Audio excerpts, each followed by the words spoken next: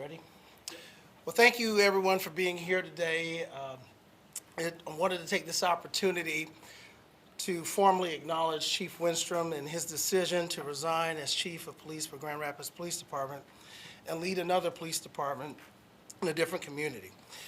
First and foremost, I want to express my deep gratitude to the Chief for his 4 years of very dedicated service. He worked hard, days, nights. He really set the example of commitment to this community and this department and showed us all what it meant to be committed to serve as a public servant. When I appointed him 4 years ago, I knew he was a top-tiered professional, very talented and proven.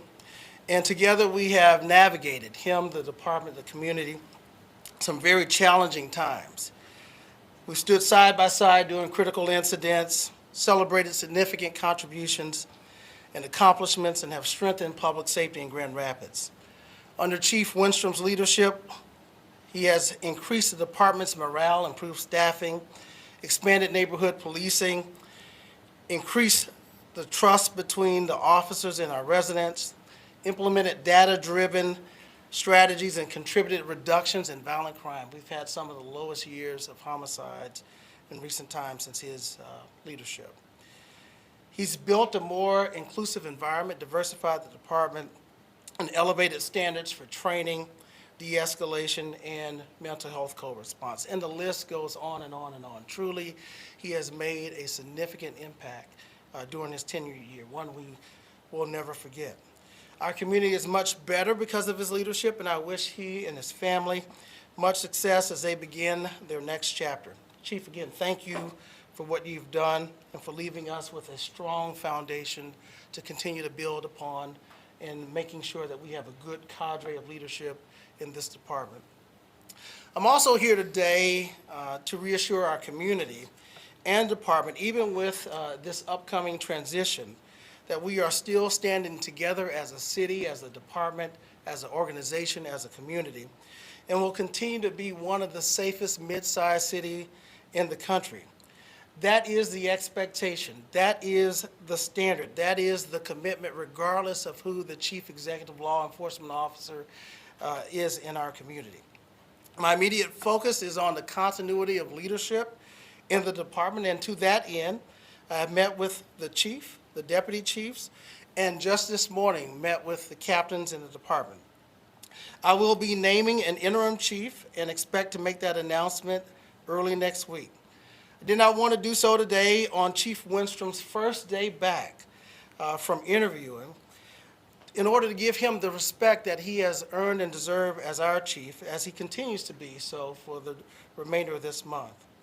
And I wanted him to have an opportunity to address the department, the community, and media first. As a reminder, appointing the police chief is my responsibility as city manager and mine alone, and I take it very seriously. After I make my interim appointment, I will begin the process of selecting a permanent chief. This will be a competitive process that will include engaging a professional search firm, creating opportunities from input from the public and law enforcement, and evaluating talent both inside and outside the organization. For now, I want to return back to my earlier remarks of gratitude. Again, Chief Winstrom, thank you for your service and partnership. Our city is much stronger because of you. And at this time, I'd like to invite the chief back to the podium. Thanks for all the kind words, City Manager. Had some pretty stressful interactions out in public lately, some public interviews. I've been in this room with a lot of you guys from the media over the last 4 years many times for some very difficult conversations. This is definitely top three most difficult conversation I've ever had with you guys. So it's very emotional for me. I tell you, we have the best city in the country. We have the best police department in the country. I have made lifelong friends with the men and women in uniform standing behind you. Just tell you, for me, this decision came down to what is best for my family. And I know we just met with the leadership team and talking about how far this police department has come, this city has come, And I mean it. Grand Rapids Police Department, the most professional. I know yesterday, Michigan Association Chiefs of Police were in town for a yearly convention, and Captain Siver, our training captain, was there giving a big presentation on how we train our officers in use of force. We are the leading edge in policing, not only in Michigan, in the country. We are exceptional. And you guys are about to have a lot of competition from my new department. But I'm comfortable leaving because there's 10 people standing behind you in uniform. And Chief of Staff, Matt, you're not wearing a uniform, but you're certainly included in this. We have an exceptional leadership team that I know if something happened, a week ago that I didn't come to work, I know that there would be a seamless transition of exceptional professional leadership. We have two exceptional, extremely experienced deputy chiefs who have been through the trenches. We have been through so much over the past 4 years. This department is still headed for great places. I'm excited to follow along and see where the next police chief takes it, because it's just such a great department. So for me, my decision to go to my new home comes down to one word, and that's family. What's best for my family, and that's an assessment that I made. Very excited to go down and take over the Pensacola Police Department, and boy, this is a tough one for me, guys. But I appreciate to the media. We've had quite a few conversations over the past 4 years, and I want to thank you. One thing, I will never say you haven't been fair to us. You've had a lot of opportunities to be unfair to the Grand Rapids Police Department. I know that we've got a command staff that's willing to talk to you guys on subject. That hasn't always been the case. We haven't always been that transparent and open with you guys, and I think part of that is because of the lack of trust with the media. You guys have proven yourselves over the last 4 years that you have treated us fairly, so I want to say thank you for that. And well, usually I'm not at a loss of words, but this is a tough one for me, guys, so I'll just leave it at that. Thank you. You can open up for questions if you'd like. Chief, what's your top accomplishments, would you say, during your nearly 4 years here? And a second question about the Pensacola Police Union supporting the acting chief. Will that cause any problems for you? I'll take the second one first. No, I spent the last few days in Pensacola, and like I remember, it was a little bit of deja vu because 4 years ago, I came as an outsider to Grand Rapids from Chicago. There was skepticism. Cops are just skeptical and cynical, and that's because of the work that we do. We see the worst in humans. We're lied to constantly, oftentimes many, many times on a day, and we just don't trust people until they earn our trust. So I'm going to have to get down there and earn the trust. I had the same encounter here, but no worries about that. First question was my top accomplishments. Tell you, and I would love to claim responsibility for all the amazing work done over the past 4 years, but the 10 leaders in this room and the hundreds of men and women that work for this team have accomplished so much. It's really been my distinct honor to be the face of all their accomplishments, but the changes that we've made in the way that we train, all the staffing, as I said, when I started, staffing was our biggest challenge. When we were down so many budget, people were calling for, we got to increase the size of the department. And I look at the city manager, and he's like, Chief, you got like 45 vacancies. We don't have to increase anything. You got to fill those vacancies. Getting the department morale up to retain officers, making this a destination department where people wanted to leave other departments and come here to be, the gold standard of policing. So getting those vacancies filled, but if I have to name one more, it's getting the support of the community. Policing is super political, even though we try to be apolitical as much as we can, but there's always political points to be gained from talking about police issues. And it was a challenge coming on, as I'm sure you recall, less than a month into my tenure here when one of our officers was in a very high-profile officer-involved shooting, Patrick Leoya. The trust level in the community was just rock bottom, and cops don't want to work at a place that they don't feel supported by their community, that you don't want to go work for a city that you think doesn't like you. And that was a feeling early on, like that we were a necessary evil.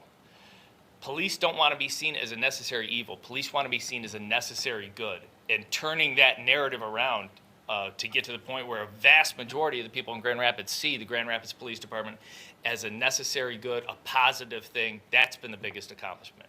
So on that note, it seemed like a lot was turning around here at Grand Rapids Police Department, bringing the staff up above budget levels when you first got into your position here. So why leave? I mean, I've heard a lot from neighbors. They're very supportive of you, and now you're leaving, so why leave? Yeah, I've had a lot here. I really got to, like I said, I love this city. I love the people in the city. This has been a very, very, very special place.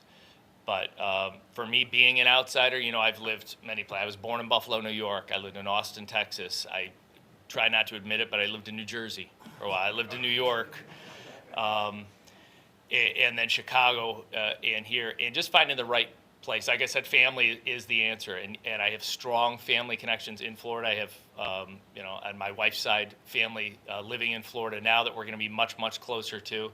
I actually have a large friend group, ex-Chicagoans down there, and to find a city with the same mindset of they want to thrive, they're looking to grow, they have a lot of the same issues going on here.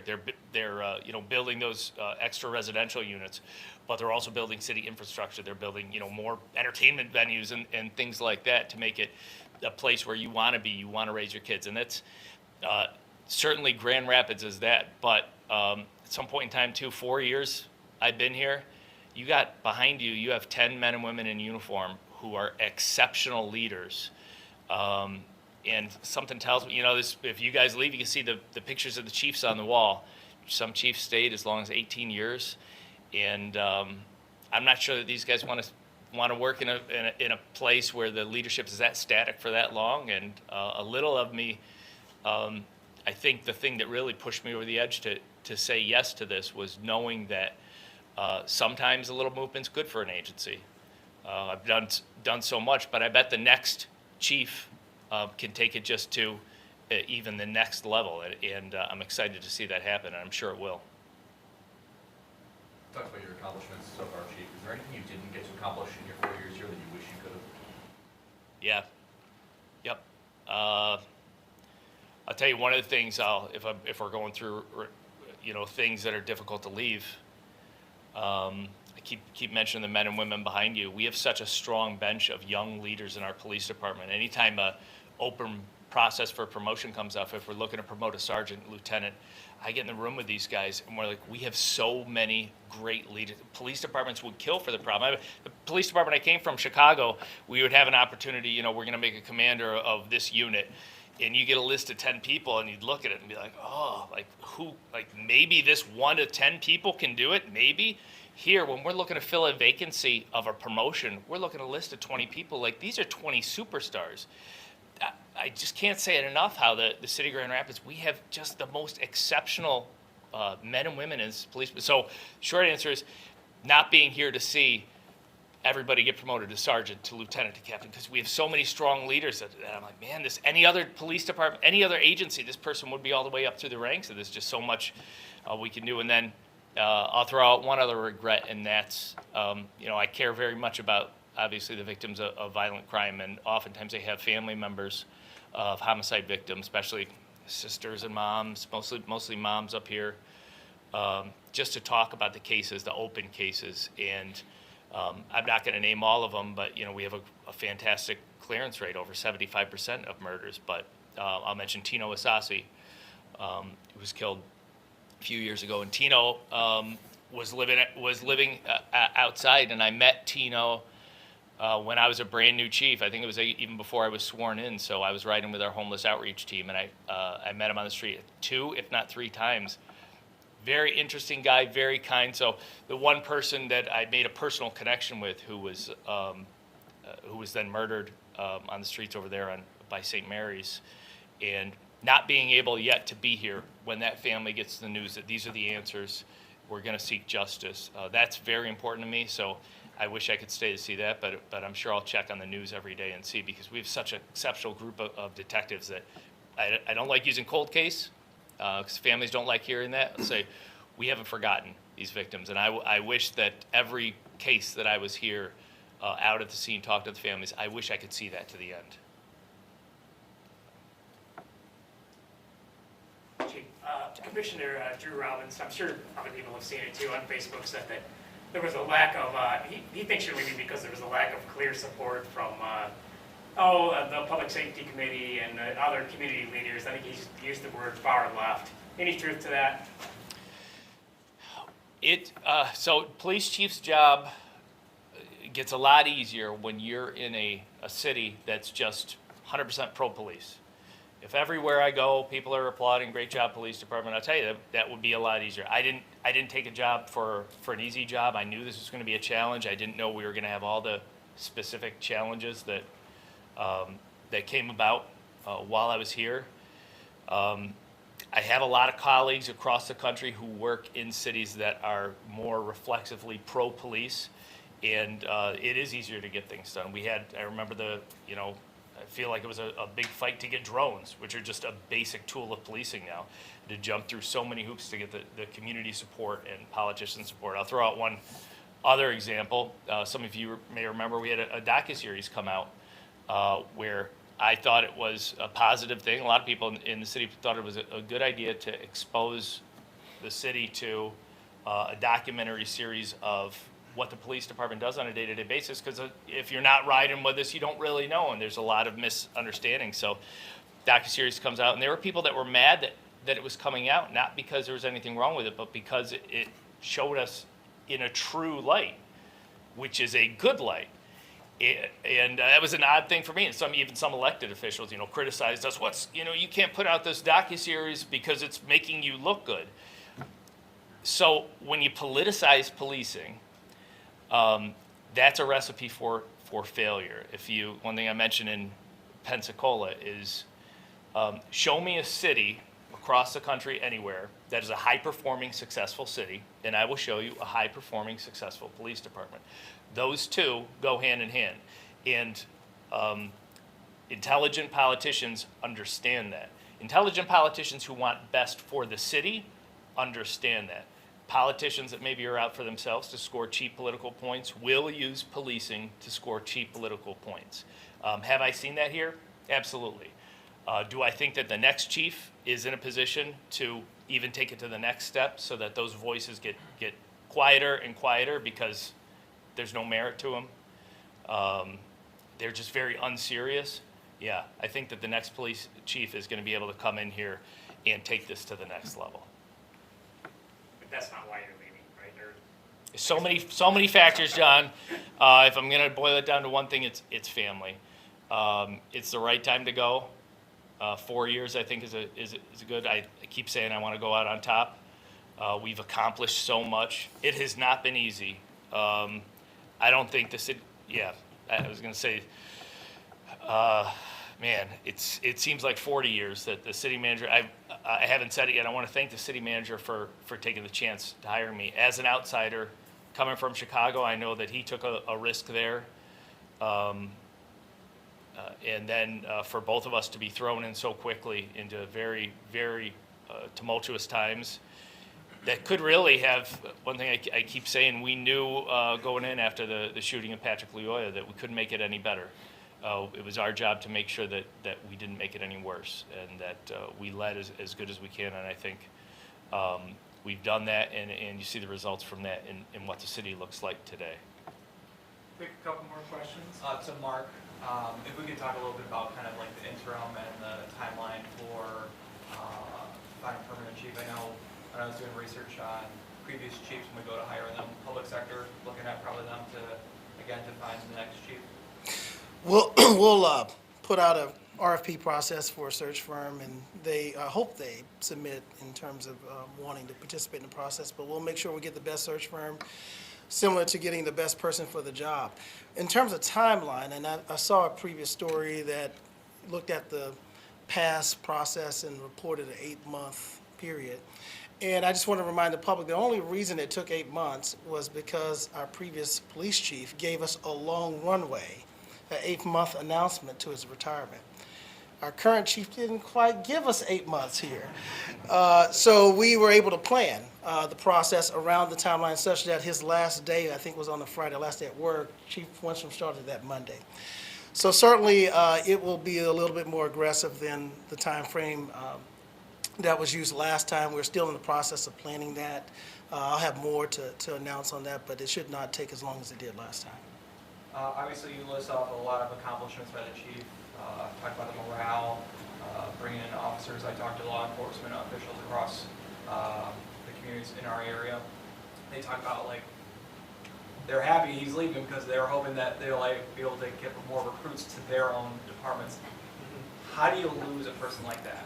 Well, you tell them, first of all, this is not the NIL in college football where people follow the coaches. So we're locked in here. I think the chief said it earlier. We have a lot of people who are committed to this department who want a career. Chiefs are a little bit mobile because you've already established, in most cases, a career in a department.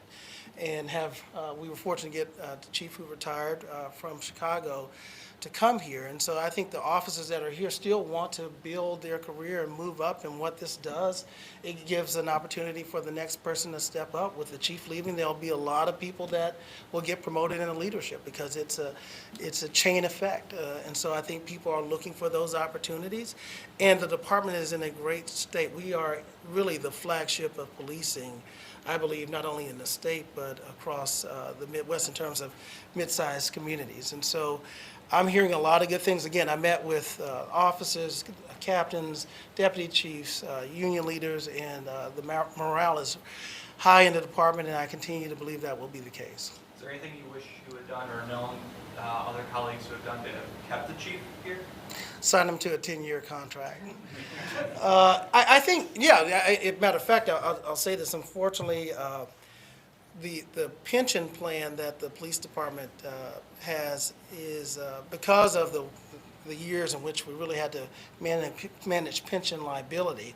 It's still open to the officers, but the one person in the department that's in the uniform that did not get into the defined benefit pension plan was the police chief. And I gotta believe, had that been the case, maybe there would have been a different consideration, knowing that there was a vested pension benefit on the line with a defined benefit plan, but maybe not. The chief can answer that himself. But I think that's something that we certainly have to look for, and when we create the package for the new chief coming in, to make sure that we are offering the best benefit and pay that we can as an organization.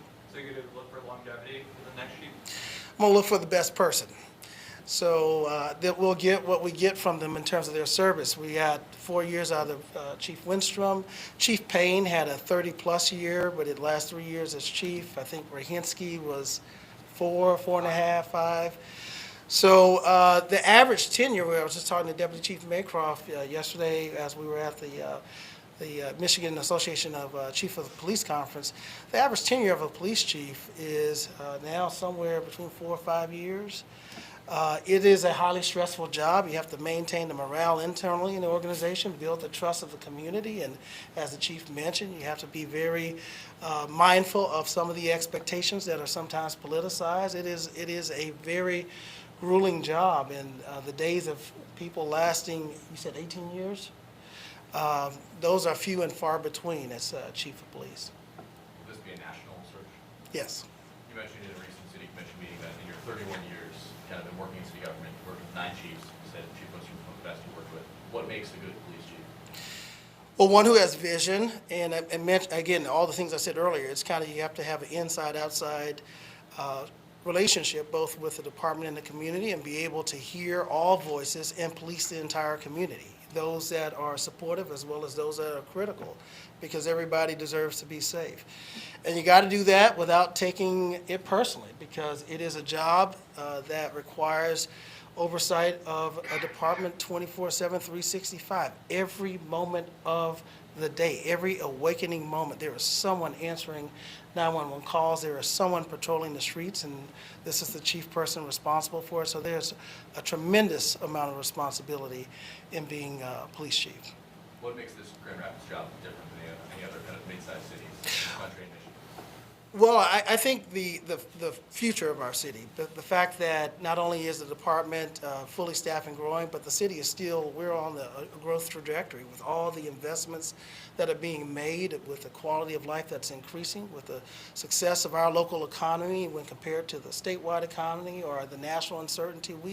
We have something special in this community. And so just like when Chief Winstrom moved here, not only to be part of the department, but I think there are people who want to be part of a thriving community as well for their family and their quality of life, who will not trade in their skis for a surfboard. When's the Chiefs' final day? March 2nd is when you start a new job, so officially March 1st here. We'll have some transition. He'll be taking some time off intermittently, obviously, to help with in transition, but again, we have capable people, and I'll be naming the interim early next week. All right. Appreciate everyone's attendance. Thank you.